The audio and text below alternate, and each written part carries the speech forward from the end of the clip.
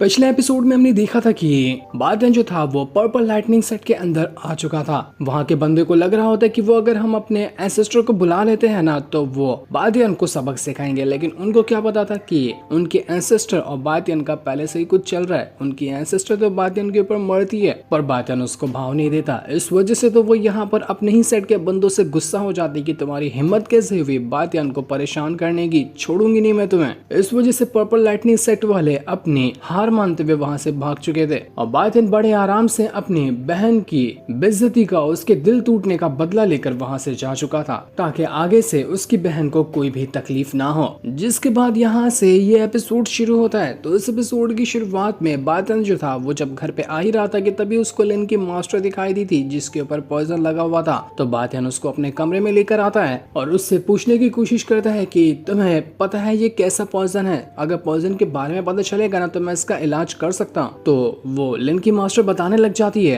अब उतना ठीक तरह से तो नहीं पता, लेकिन कुछ अजीब तरह के कीड़ों की मदद से ये पॉइजन मेरे ऊपर लगाया गया था जो कि बहुत ज्यादा खतरनाक है। तो बातिन ये सुनते ही समझ जाता है कि ये पॉइजन कैसा होगा और इसको किस तरह से निकाला जा सकता है। वो एकदम ज्यादा टेंशन में भी आ चुका था कि ये पॉइजन तो बड़े ही रेयर होते हैं, मुश्किल से ही कहीं पर मिलते हैं। तो आखिर उन असासिन लोग जिन्होंने तुम्हारे ऊपर हमला किया है उनके पास ये पॉइजन कैसे आया? कहीं बड़ी प्लानिंग में तो नहीं है वो? लिन की मास्टर जो थी उसकी हालत बहुत ही ज्यादा खराब लग रही थी। अजीब से पैटर्न बने हुए थे उसके पूरे शरीर के ऊपर। तो बातिन यहाँ पर उससे कहने लग जाते कि देखो मैं ये पॉइजन तो निकाल दूंगा, लेकिन मैं तुमसे माफी पहले ही मांग लेता हूँ क्योंकि ये पॉइजन निकालने में ना इतनी ज्यादा तकलीफ होगी जिसको तुम शायद ही बर्दाश्त कर पाओगे। तो अगर पॉइजन की तकलीफ को कम करना है ना तो ये दर्द को बर्दाश्त करना पड़ेगा। तो लिन के मास्टर भी कह देती कि ठीक है कोई बात नहीं। इसके बाद बातिन वहाँ पर अपना काम शुरू कर देता है ताकि उन कीड़ों को बाहर निकाल सके जो कि मास्टर के अंदर मौजूद है, क्योंकि वही कीड़े यहाँ पर अंदर से ही शरीर को खाए जा रहे हैं। जब तक कीड़ों को बाहर नहीं निकाला जाएगा तब तक कि ये पॉइजन खत्म नहीं होगा। बातिन अपनी पावर का इस्तेमाल करते हुए वहाँ पर पूरा एक ऑरा से घेरा बना चुका था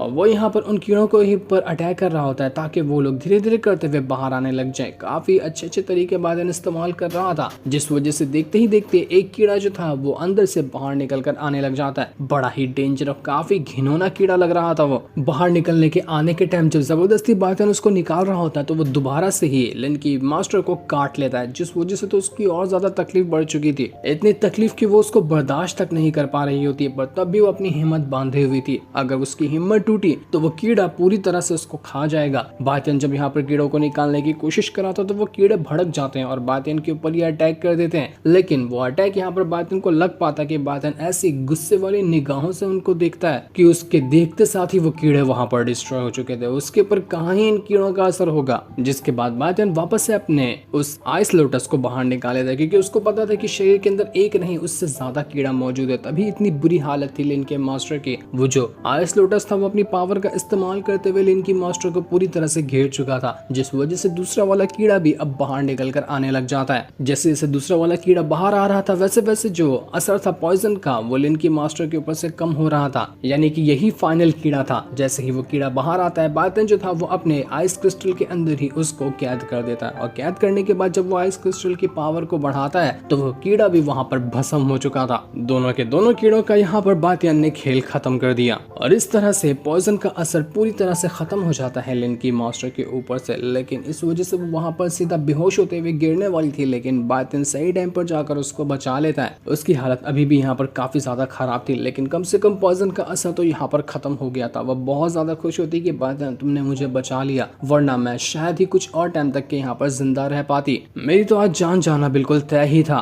बातिन यहाँ पर लिन की मास्टर जो थी उससे कहता है कि तुम्हें पता है कि वो असासन लोग कौन थे, कहाँ से आए थे, उनका कुछ हुलिया पता है? क्या पता वो लोग यहाँ पर दोबारा भी आ सकते हैं ना हमला करने के लिए? तो लिन की मास्टर कहती कि देखो उतना तो मुझे कुछ आइडिया नहीं है क्योंकि उन लोगों ने अपना मुंह ढक कर रखा था, लेकिन हाँ एक खबर मुझे जरूर मिली है कि इस पूरे के पूरे कॉन्टिनेंट के अंदर जितने भी सेक्ट वगैरह है ना उन सभी के मास्टर के ऊपर ये हमला किया जा रहा है। कोई बहुत बड़ी प्लानिंग चल रही है कि हर एक मास्टर को मार दिया जाए। उसके बाद जो ये प्लानिंग बना रहा है ना वो ही पूरे के पूरे कॉन्टिनेंट के ऊपर अपना कब्जा कर लेगा। ये काम मुझे सबसे ज्यादा इंपीरियल सिटी वालों का लगता है। उन लोग ने ही ये प्लान बनाया होगा ताकि पूरे कॉन्टिनेंट पे उनका राज हो जाए और वही लोग यहाँ पर कुछ टाइम में होने वाले कंपटीशन जो होगा एल्केमी का उसको भी अनाउंस करने वाले हैं। मैंने सुना बातिन कि तुम वहां पर जाओगे, अगर जाओगे ना तो थोड़ा सा सावधान रहना क्योंकि वो कंपटीशन कोई मामूली चीज नहीं होगा, बाहर से तो कंपटीशन दिखेगा, अंदर से कुछ और भी बड़ी प्लानिंग हो सकती है। तो बाइडेन कहता है कि आपको फिक्र करने की कोई जरूरत नहीं है, मैं अच्छे से ध्यान रखूंगा और जो भी होगा उसके फूक फूक कर कदम रखूंगा, आप यहाँ पर रहकर आराम कीजिए। इतना कहने के बाद बाइडेन वहां से जाने लगा था, पर लिन की मास्टर उसको रोकते हुए कहती कि रुक जाओ बाइडेन, मुझे कुछ कहना है। ऐसा लग रहा था कि वो यहाँ पर कम से कम बाइडेन को जाकर गले लगा लेगी या फिर किस तो होगा ही, लेकिन फिर वो वहां पर रुक जाती है और बाइडेन को भी समझ आ चुका था तो वो भी पीछे ही खसक जाता है। इस वजह से लिन की मास्टर सिर्फ यहाँ पर उसको थैंक यू कहती है कि तुम्हारा थैंक यू मेरी जान बचाने के लिए। ये सुनते साथ ही वाइटियन तुरंत वहां से भाग निकलता है। इसके बाद वाइटियन वहां से उस जगह पर जाने के लिए निकल जाता है जहां पर लिन अपना कल्टीवेशन करने गई है। उसको पता था एक जगह जहां पर कल्टीवेशन अच्छे से रिकवर हो सकती है, तो वो वहीं पर जाकर अपनी कल्टीवेशन कर रही थी। जैसे जैसे वो अपनी यहाँ पर कल्टीवेशन कर रही होती, उसकी कल्टीवेशन स्पीड काफी ज्यादा इंक्रीज हुई थी और जितना उसकी पहले की पावर थी वो सब की सब पावर भी वापस आ चुकी थी। जान बचाकर तो वाइटियन ने उसको रिकवर किया ही और कल्टीवेशन पावर भी अब यहाँ पर पूरी तरह से लिन की रिकवर हो चुकी थी, जिस वजह से वो बहुत ही ज्यादा खुश होती है कि चलो फाइनली यहाँ पर मेरी खोई हुई पावर मुझे वापस मिली। बाइडेन भी वहाँ पर पहुंच जाता है तो उसको देखकर तो लिन और ज्यादा खुश हो जाती है कि बाइडेन तुम आ गए, मैंने बताया था ना जगह के बारे में, ये जगह बहुत फास्ट कल्टीवेशन को इंक्रीज करने में हेल्प करता है, तो तुम भी आओ ना मेरे साथ, हम दोनों साथ में बैठकर यहाँ पर कल्टीवेशन करेंगे, बड़ा मजा आएगा, जल्दी तुम अपना ब्रेक थ्रू भी कर जाओगे। पर बाइडेन कहता है कि हाँ मैं यहाँ पर कल्टीवेशन करना तो चाहता हूँ लेकिन मैं नहीं कर सकता क्योंकि मुझे जरूरी काम से अभी जाना होगा, क्योंकि उस एल्केमी कंपटीशन के अंदर मुझे पार्टिसिपेट करना है। तो मैं बेस्ट ऑफ लक यहाँ पर कल्टीवेशन करने के लिए अपनी कल्टीवेशन को इंक्रीज करो और पहले से भी ज्यादा पावरफुल बन जाना जब मैं रिटर्न आऊंगा तो। लेकिन हाँ, जाने से पहले मैं तुम्हारी यिन और यांग जो बॉडी है ना उसको अवेक भी कर दूंगा, जिसकी मदद से तुम्हारी यिन यांग जो प्योर बॉडी है वो और ज्यादा स्ट्रांग हो जाएगी। ये सुनकर लिन जो थी वो यहाँ पर बड़ी खुश जाती कि बाइडेन तुम्हारा बहुत बहुत शुक्रिया जो तुम मेरे लिए ये कर दोगे। तो इसके बाद बाइडेन जो था वो यहाँ पर अपनी पावर को इंक्रीज करना शुरू कर देता है। वो यहाँ पर लिन की यिंग और यांग बॉडी को स्ट्रॉन्ग बनाने की कोशिश कर रहा था। वो कई सारे अपनी आइस पावर का इस्तेमाल करते हुए नीडल्स बनाता है और नीडल्स की मदद से वो लिन की बॉडी के ऊपर एक प्रोटेक्शन क्रिएट कर चुका था, जो यहाँ पर अलग अलग तरह से उसकी यिन और यांग बॉडी को अवेकन करने की कोशिश कर रहे होते हैं। बाइडेन कहता है कि जितने भी नीडल है ना इनको स्पिरिट नीडल कहा जाता है, ये बहुत ज्यादा स्ट्रॉन्ग होते हैं जो तुम्हारी बॉडी के कोर्स को ना पावरफुल बनाने में हेल्प करते हैं, जिसकी मदद से तुम्हारी यिन और यांग बॉडी अवेक हो जाएगी। ये चीज करने में लिन को बहुत ज्यादा तकलीफ हो रही थी, लेकिन फिर भी वो यहाँ पर सारी तकलीफों को बर्दाश्त कर रही होती है। नीडल्स तो यहाँ पर पूरी तरह से उसकी स्पिरिट तक के जा रहे थे ताकि यहाँ पर उसकी बॉडी को स्ट्रॉन्ग बना सके। और देखते ही देखते कुछ ही टाइम के अंदर लिन की जो यिन और यांग बॉडी थी वो यहाँ पर पहले से भी ज्यादा पावरफुल और पहले से भी ज्यादा बड़ी होकर वहाँ पर आ जाती है, जो कि देखने में काफी ज्यादा कमाल की लग रही थी। उसको देखकर तो बाइडेन और लिन दोनों की खुशी का ठिकाना नहीं रहता कि चलो फाइनली ये काम तो यहाँ पर पूरा हो गया। लिन की यिन और यांग बॉडी अब यहाँ पर अच्छी तरह से अवेक हो चुकी है। बाइडेन कहता है कि तुम्हारी जो बॉडी अवेक हुई ना, इसके बाद तुम जो भी कल्टीवेशन करोगी वो और ज्यादा अच्छी तरह से होगा और तुम्हारी खुद की फिजिकल पावर जो है वो और ज्यादा पावरफुल हो चुकी है। तुम्हें कांग्रेचुलेशन अपनी यिन और यांग बॉडी को अवेक करने के लिए। लेकिन ये करने की वजह से लिन जो थी उसकी हालत खराब होने लग जाती है क्योंकि ये प्रोसेस बहुत ज्यादा खतरनाक था। वो जैसे ही बेहोश होकर बहुत ही ऊंचाई से नीचे गिरने वाली थी कि बाइडेन सही टाइम पर जाकर उसको बचा लेता है। लिन जो थी वो यहाँ पर बाइडेन से कहने लग जाती कि बाइडेन तुम्हारा बहुत बहुत शुक्रिया जो तुमने यहाँ पर मेरी जान बचाई, मेरी कल्टीवेशन को रिकवर किया और अब यहाँ पर मेरी यिन और यांग बॉडी को भी अवेक किया। मैं तुम्हारा एहसान कभी नहीं भूल सकती, तुम हर मोड़ पर मेरी मदद करने के लिए आ जाते हो। जिसके बाद बाइडेन उसको घर पर छोड़ देता है। घर पर छोड़ने के बाद वो वहाँ से एक होटल में आ चुका था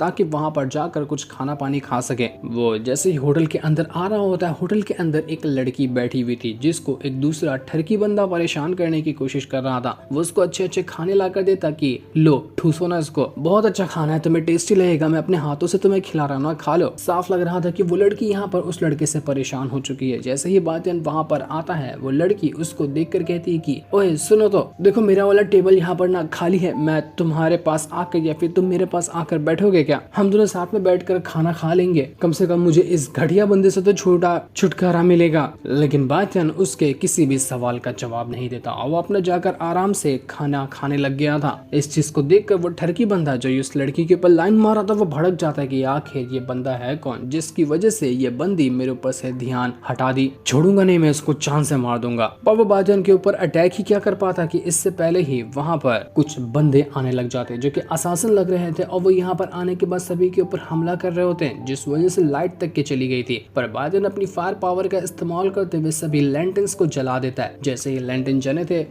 वहां पर जितने भी होटल के अंदर बंदे थे सभी की लाश पड़ी हुई होती है, क्योंकि उन असासिन ने यहाँ पर आने के बाद सभी के ऊपर हमला शुरू कर दिया था। वो बंदा जो ठरकी वाला था उसके ऊपर भी वो असासिन हमला करने लग जाते हैं। सभी लोग एकदम हैरान और एकदम परेशान हो चुके थे कि ये हो क्या रहा है, ये असासिन है कौन जो यहाँ पर आकर हमारे ऊपर हमला कर रहे हैं। ठरकी बंदा असासिन के साथ फाइट करने की कोशिश कर रहा था लेकिन फिर भी वो ढंग से फाइट नहीं कर पाता। कुछ अटैक तो यहाँ पर बातियन के ऊपर भी आकर लग रहे थे, लेकिन बातियन को इससे क्या ही फर्क पड़ता। वो आराम से यहाँ पर टेबल पे बैठे बैठे चाय पी रहा था और जो भी अटैक आता उसके ऑरा की वजह से ही वो अटैक पहले ही रुक जाता और उसको टच भी नहीं हो पाता। क्या ही कमाल के एटीट्यूड में वहां पर बातियन बैठकर सारा का सारा नजारा देख रहा था। बस उसकी चाय खत्म होने की देरी थी और इन असासिन की जिंदगी भी उसी टाइम वहां पर खत्म हो जाएगी। वो असासिन यहाँ पर मिलने के बाद सभी के ऊपर हमला कर रहे होते। पूरे के पूरे होटल में एकदम तबाही छा चुकी थी। वो बंदा यहाँ पर अपनी पावर का इस्तेमाल करते हुए उनके साथ फाइट कर रहा था। वो बंदा भी काफी स्ट्रॉन्ग लग रहा होता है, जिसने अच्छी टक्कर दी थी उन सभी के सभी असासिन को। वो उनको खूब मारता है लेकिन फिर भी यहाँ पर असासिन तो कम होने का नाम ही नहीं ले रहे थे। वो एक के बाद एक करते हुए आकर सभी के ऊपर हमला शुरू कर देते हैं। वो बंदा पागल हो चुका था कि ये हो क्या रहा है, मैंने इन लोगों का क्या बिगाड़ा चाहिए, ये लोग यहाँ पर मुझ पर ही हमला करने के लिए पहुंच गए। अब होटल के अंदर कोई और भी तो मौजूद है ना, उन लोग को तो मारो। लेकिन नहीं, वो लोग तो उसी के पीछे पड़ चुके थे,